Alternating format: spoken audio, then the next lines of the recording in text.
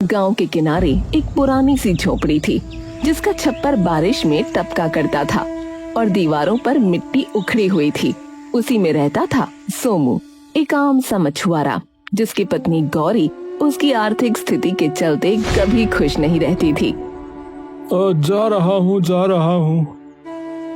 कहाँ जा रहे हो पिताजी? कहाँ जाएंगे तेरे पिताजी बेटा? वही तालाब, वही मछलियाँ, तेरे लिए लड्डू पेड़े लेने जाने से तो रहे। अरे कैसी बातें करती हो गौरी है? जैसा तुम काम करते हो वैसी ही बातें करती हूँ मैं। ये नहीं कि कुछ काम कर लो, इसमें कोई कमाई भी है? अरे अच्छा खासा खाती हो, पीती हो, है, पहनती ओढ़ती हो, लेकिन फिर भी ऐसी बातें करती हो है? ऊपर वाले का धन्यवाद किया करो, कहीं वो नाराज हो गए ना तो ये सब भी हासिल नहीं होगा, बता रहा हूँ। अरे जाओ तुम, दिमाग न खराब करो। हर दिन वही पुराना जाल, पुरानी तालाब। शर्मा के घर में तो नया छप्पर लग गया और तुम अब भी वहीं के वहीं। अरे गौरी देखो, जितना भाग्य में लिखा है ना उतना ही मिलेगा बस। भाग्य भाग्य भाग्य, अगर सब कुछ भाग्य है तो मेहनत किस लिए करते हैं लोग? तू तो बस किस्मत का रोना रोता रहे। सोमू कुछ नहीं बोला। गौरी के ये ताने रोज के थे। सोमू ने अपना जाल उठाया और वो बाहर निकल गया।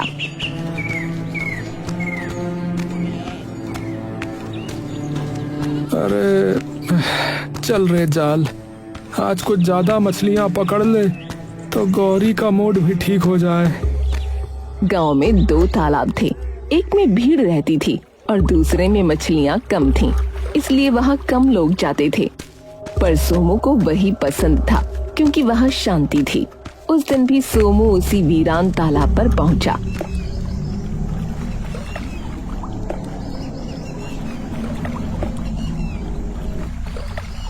जाल फेंका, इंतजार किया, लेकिन आज कोई मछली नहीं आई। अरे भैया, आज तो एक भी मछली नहीं फंसी, ऐसा कैसे हो सकता है? उसने फिर कोशिश की, फिर दूसरी बार, तीसरी बार,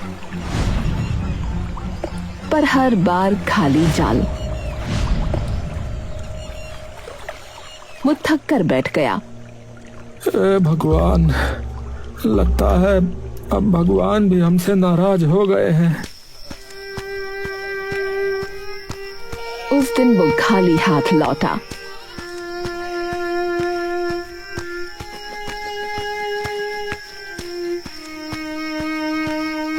और गौरी के ताने सुनकर सो गया।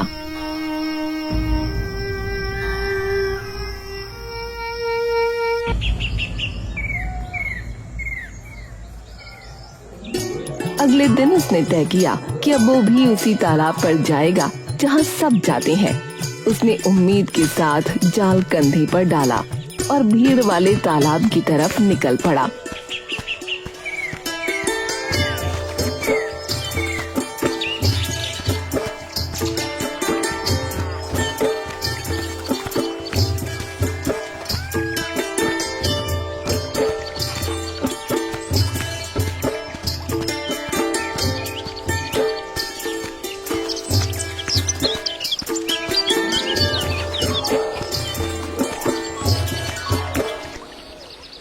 अरे सोमू भी आ गया, देखो।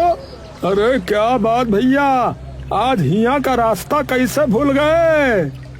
अरे राजू, उधर लगता है मछलियाँ खत्म हो गई हैं शायद। अरे उधर तो इतने लोग भी नहीं जाते। अरे तुमने अकेले ही मछलियाँ खत्म कर दी क्या वहाँ? सभी ठहाका लगाते हैं। थोड़ी देर बाद अचानक वहाँ से भी सारी मछलियाँ गायब हो गईं। अरे अरे ये क्या भैया? अरे सुबह तक तो मछलियाँ छलांगे मार रही थी, अभी कुछ दिखाई नहीं दे रहा है। अरे इसकी वजह से, हाँ, इसके कदम ही अशुभ है भैया। हाँ, इसके आने के बाद ही तो ये सब बंद हुआ है। ये बंदा मनहूस है भैया। हाँ भैया, मनहूस है। अरे भैया चुप हो जाओ। अरे भगवान के लिए चुप हो जाओ। अरे भैया ये क्या बात हुई बताओ? अरे मैं तो बस अपनी रोजी रोटी के लिए आया था और कोई बात नहीं है। अरे अपनी रोजी के चक्कर में तूने सबकी रोजी रोटी छीन ली रे, पनौती कहीं का।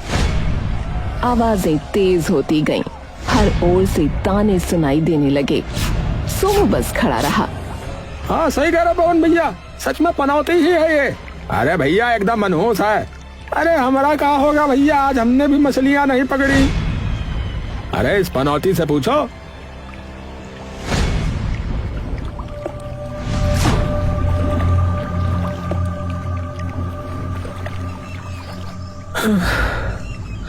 शायद ये लोग सही ही कह रहे हैं। लगता है मैं सच में पनौती ही हूँ। जहाँ जाता हूँ वहाँ ऐसा ही बेड़ा गर्क हो जाता है। शाम हो गई। किसी को कुछ हासिल ना हुआ। सोमू भी बेचारा खाली हाथ लौटा और गौरी शुरू हो गई। फिर कुछ नहीं मिला, हर दिन वही खाली डोल लेकर लौट आता है तू। अब बस मैं अब और नहीं रह सकती इस संघाली में। अरे गौरी, अरे जरा सब्र रख, कल से सब ठीक कर दूंगा। कल? तेरे कल ने तो हमारी जिंदगी ही खा ली। मेरा बच्चा भूखा सोता है हर रात और तू बस किस्मत के भरोसे बैठा रहता है। गौरी के शब्द जैसे तीर बनकर सोमू के दिल में उतर रहे थे। उसने हाथ जोड़ लिए। अरे अरे रुक जा गौरी, हाथ जोड़ता हूँ, रुक जा। अरे एक मौका और दे दे। अरे मैं कुछ करके दिखाऊंगा, तू एक मौका और दे दे बस। अब तेरे वादों पर भरोसा नहीं। मैं अपने बच्चे को लेकर मायके जा रही हूँ। गौरी ने अपनी पोटली बांधी और बिना पीछे देखे चली गई।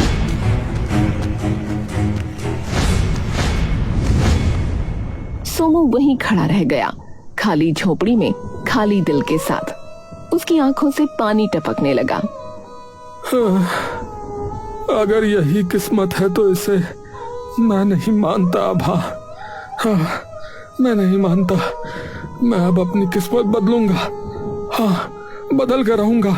हाँ।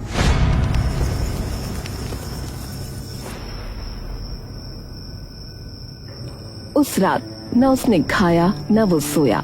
सुबह उठकर फिर तालाब पहुंचा।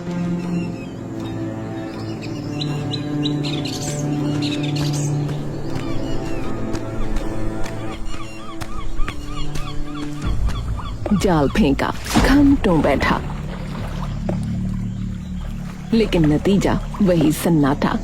अब गांव में चर्चा फैल गई थी।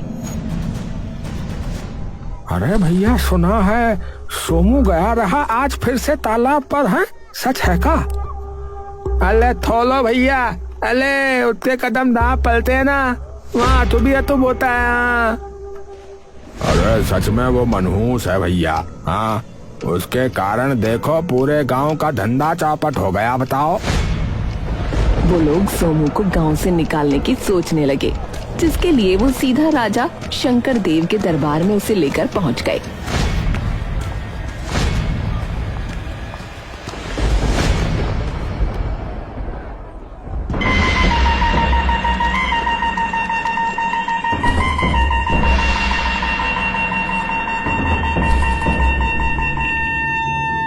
महाराज, गांव वाले कह रहे हैं कि ये मछुआरा सोमू मनहूस व्यक्ति है। इसके रहते सबका दुर्भाग्य बढ़ता जा रहा है महाराज। मनहूस? क्या सच में? तभी एक सैनिक हांफता हुआ भीतर आया। महाराज, महाराज, महाराज की जय हो। महाराज, पड़ोसी राज्य के राजा जिनसे आपने पिछले सप्ताह ही संधि की थी, वो अब क्रोधित हो गए हैं, नाराज हो गए महाराज। उन्होंने युद्ध की तैयारी प्रारंभ कर दी है। राजा का चेहरा बदल गया। उनकी आंखों में गुस्से की लपटें थीं। क्या कहा? अभी तो समझाता हुआ था।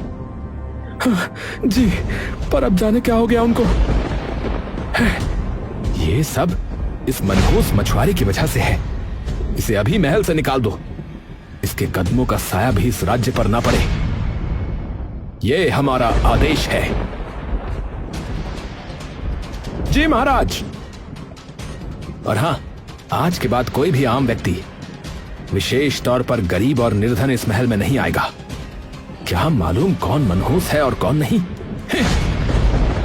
सोमू को सैनिकों ने पकड़ा और दरवाजे के बाहर फेंक दिया।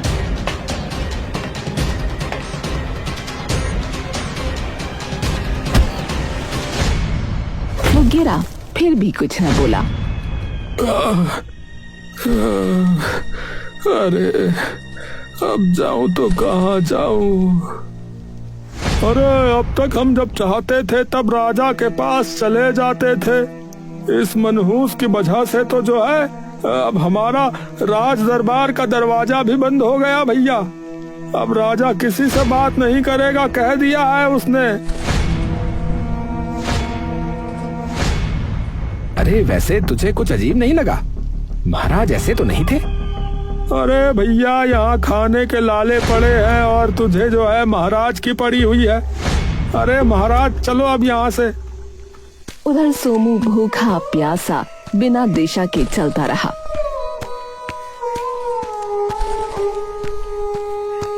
गांव के बाहर जब पहुंचा तो देखा बरगद के नीचे एक बूढ़ा साधु बैठा है। क्या हुआ पुत्र, तुम उदास क्यों हो? प्रणाम बाबा। क्या बताऊं बाबा जी, सब मुझसे नाराज ही हैं। पत्नी छोड़ गई, गांव वाले ताने देते हैं। राजा ने भी मुझे अब निकाल दिया है। लगता है मैं मनहूस व्यक्ति हूँ। भाग्य से भागा नहीं जाता पुत्र, पर कभी कभी भाग्य वही मिलता है जहां कोई जाने का साहस नहीं करता। क्या क्या बोल रहे हैं बाबा जी, थोड़ा समझा के बताइए। देखो पुत्र, गांव के बाहर जो पुराना तालाब है ना, जहां कोई भी नहीं जाता, वहीं आज तुम्हारा भाग्य तुम्हारी प्रतीक्षा कर रहा है।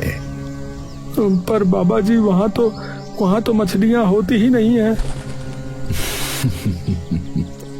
कभी कभी खाली तालाब में ही खजाने छुपे होते हैं पुत्र। आजमा लो, कर्म तुम्हारा, फल उसका। सोमू ने सर झुका लिया। वो चल पड़ा उसी पुराने तालाब की ओर।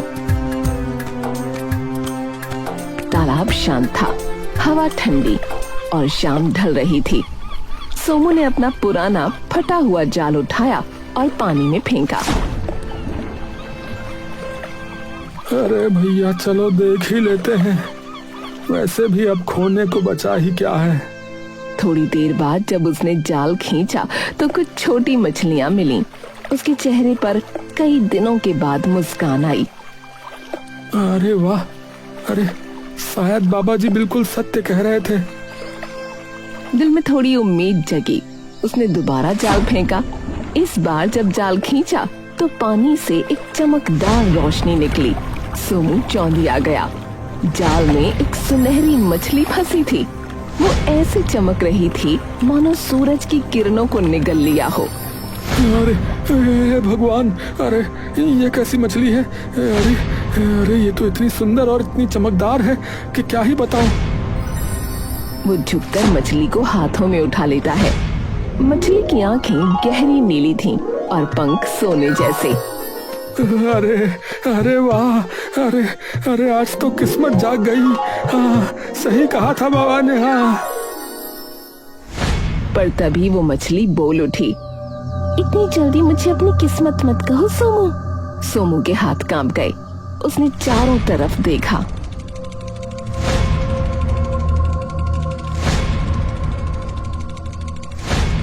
पर कोई नहीं था। मैं ही बोल रही हूँ, डर मत, तेरा समय अब बदलने वाला है। सोमू की धड़कनें तेज हो गईं। वो अब भी विश्वास नहीं कर पा रहा था कि मछली बोल रही है।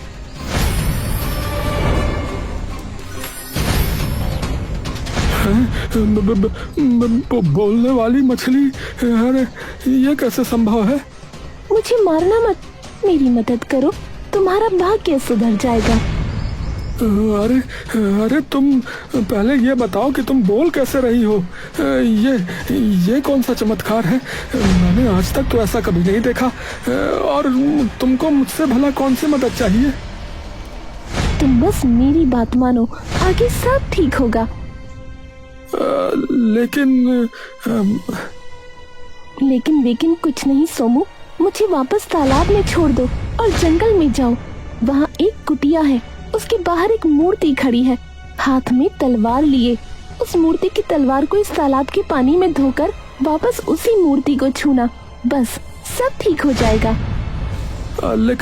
लेकिन ऐसा क्यों? ये सब किस लिए? समय आने पर सब जान जाओगे। अब जाओ ना, देर मत करो। सोमू के मन में तूफान था, शक भी उम्मीद भी। पर जब उसने मछली की नीली आंखों में देखा तो उसमें एक सच्चाई की चमक थी। ठीक है, जैसा जैसा तुम कहती हो मैं वैसा ही करूंगा।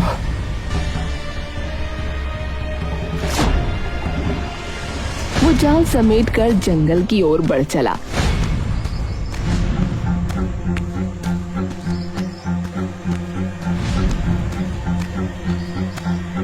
पेड़ों की परछाइयां जमीन पर रेंग रही थीं।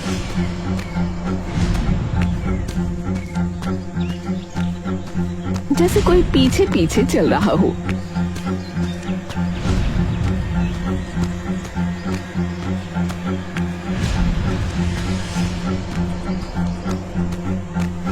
काफी देर भटकने के बाद उसने देखा सामने एक टूटी फूटी कुटिया थी।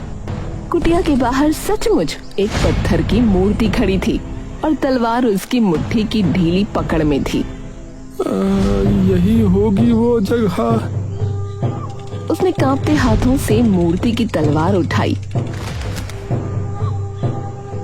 तलवार ठंडी थी, जैसे बर्फ की बनी हो। वो तालाब की तरफ गया।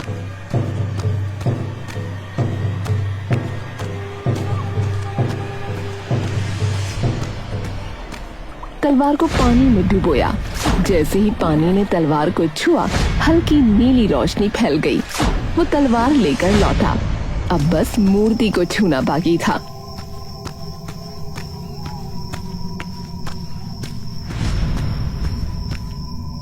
जय बजरंगबली, अब जो होगा देखा जाएगा। वो तलवार लेकर मूर्ति की ओर बढ़ा ही था कि तभी कुटिया के भीतर से एक गहरी आवाज गूंजी। कौन है? अंदर आओ, मेरी सहायता करो। सोमू ठिठक गया। उसका दिल जोरों से धड़क रहा था, पर उसने साहस जुटाया और दरवाजा धकेलकर भीतर चला गया।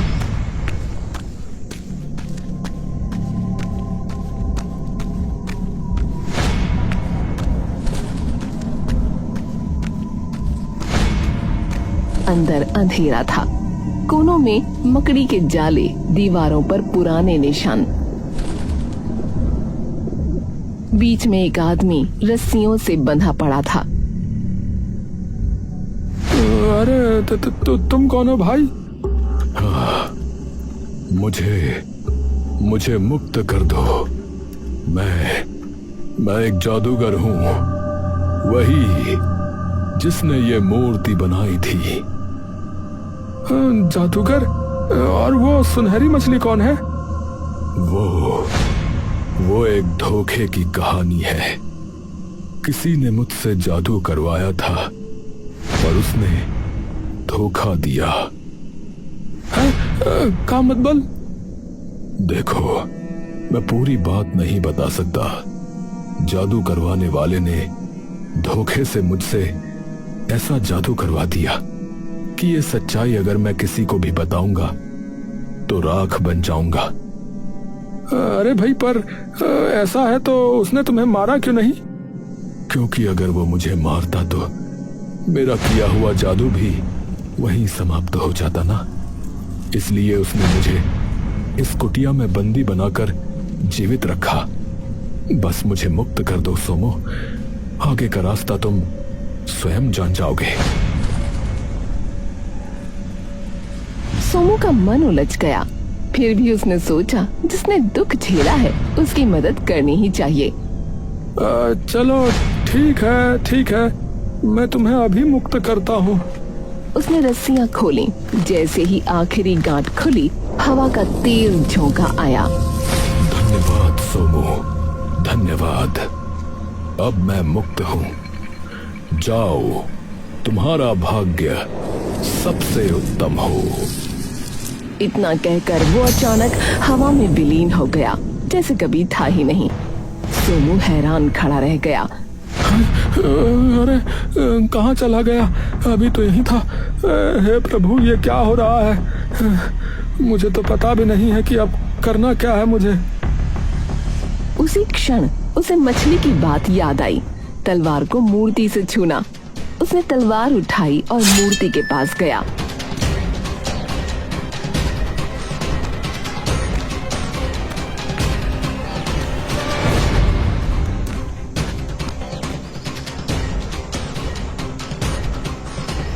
अरे हाँ, अब जो भी सच्चाई है सामने आ ही जाए, उसको छू देता हूँ।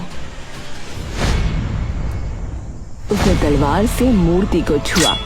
क्षण भर के लिए सन्नाटा छा गया। फिर जमीन कांपी, मूर्ति में दरारें पड़ने लगीं और अंदर से एक तेज रोशनी फूटी।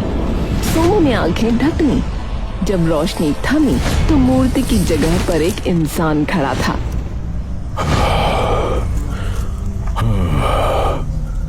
अरे, आखिर किसने मुझे इस शाप से मुक्त किया?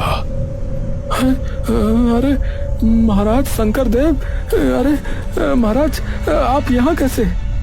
हाँ, मैं ही हूँ। मुझे किसी ने छल से इस रूप में कैद कर दिया था। अरे मतबल जो महल में है वो असली राजा नहीं है?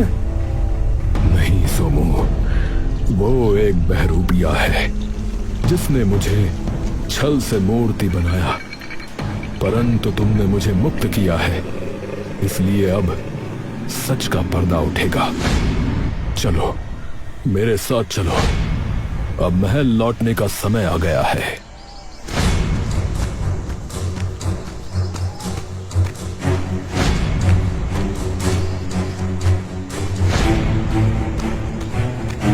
अचानक राजा ने कदम रोक दिए। पर सोमू, एक बात बताओ, तुम्हें आखिरकार कैसे पता चला कि मुझे बचाना है? महाराज, ये सब तो उस सुनहरी मछली की वजह से हुआ। उसने ही मुझे राह दिखाई थी। उसने कहा था कि मैं आपकी मुक्ति की कुंजी हूँ। ये सुनते ही राजा का चेहरा बदल गया। मछली कहाँ है वो? सोमू ने बताया और दोनों बिना एक क्षण गंवाए तालाब की ओर दौड़ पड़े।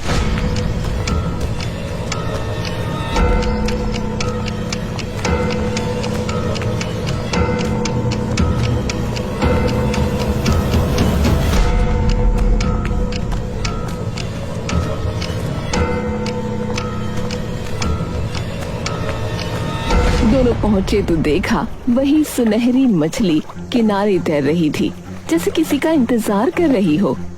अरे, इतने समय से तुम यहीं थी? हाँ महाराज। राजा ने अपनी तलवार से उंगली पर हल्की चोट की और खून की कुछ बूंदें तालाब में टपकाईं। अचानक मछली का शरीर फैलने लगा और कुछ ही पलों में सामने एक स्त्री खड़ी थी।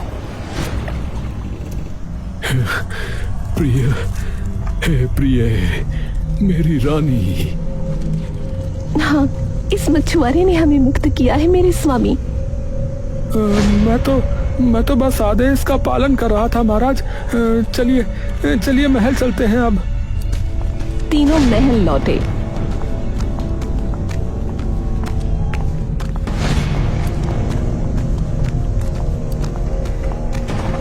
जैसे ही वो अंदर पहुंचे, सबके कदम रुक गए। अरे, ये कौन है बहरूपिया? इसे अंदर किसने आने दिया? बहरूपिया तो तू है रे। मैं हूं असली राजा, शंकर देव। दरबार में सन्नाटा छा गया। दरबारी एक दूसरे का चेहरा देखने लगे। अरे भैया दो राजा, असली कौन है और नकली कौन? सच छुपाया जा सकता है पर हमेशा के लिए नहीं। यही असली शंकर देव है और सबूत है ये मछुआरा जिसने हमें मुक्ति दिलाई। और तेरी रानी कहाँ है बता जरा। बकवास न कर औरत, वो अपने मायके गई है। ये सब मेरा राज्य छीनने का षड्यंत्र है। सच का पता अभी चल जाएगा। उसने अपने बर्तन में भरा हुआ तालाब का पानी उठाया और एक झटके में उस राजा के चेहरे पर फेंक दिया। अचानक सिंहासन पर बैठे राजा का चेहरा पिघलने लगा। वो चिल्लाया पर उसका रूप बदल गया और नीचे से निकला एक नया चेहरा।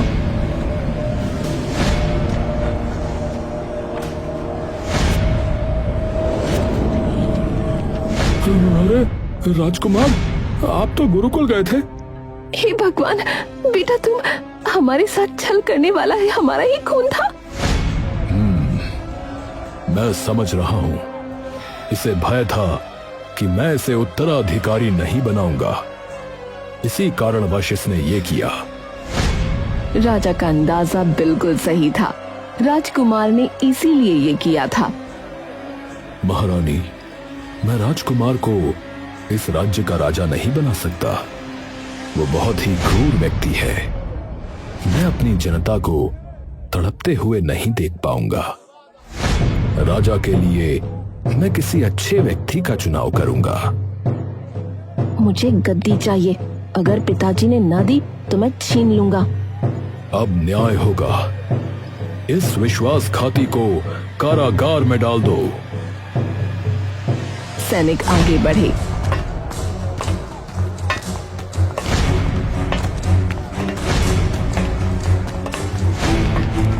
राजकुमार को घसीटते हुए ले गए।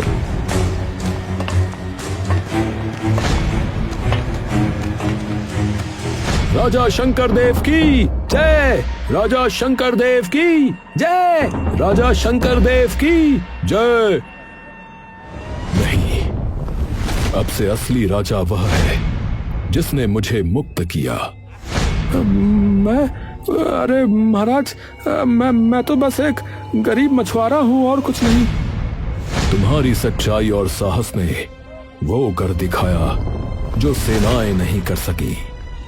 तुम्हारे भाग्य ने तुम्हें यहां तक पहुंचाया है सोमू। अब इसे अस्वीकार मत करना। पर मेरा भाग्य तो ऐसा है महाराज कि जिस तालाब पे मैं पहुंचा वहां मछलियां ही गायब हो गई। वो आपका भाग्य नहीं, हमारे नकली राजा की करतूत थी। उन्होंने एक ऐसी औषधि डलवाई थी ताकि तालाब सूख जाए और वो उसे अपने काम में ला सके। क्या? अब तो मान गए ना सोमू अपने भाग्य को। आज से तुम इस राज्य के रखवाले हो, क्योंकि सच्चा राजा वही है जिसके हृदय में दया और सत्य बसता हो। उसी पल दूर गांव में बैठी गौरी तक ये खबर पहुंची। वो दौड़ी दौड़ी महल पहुंची।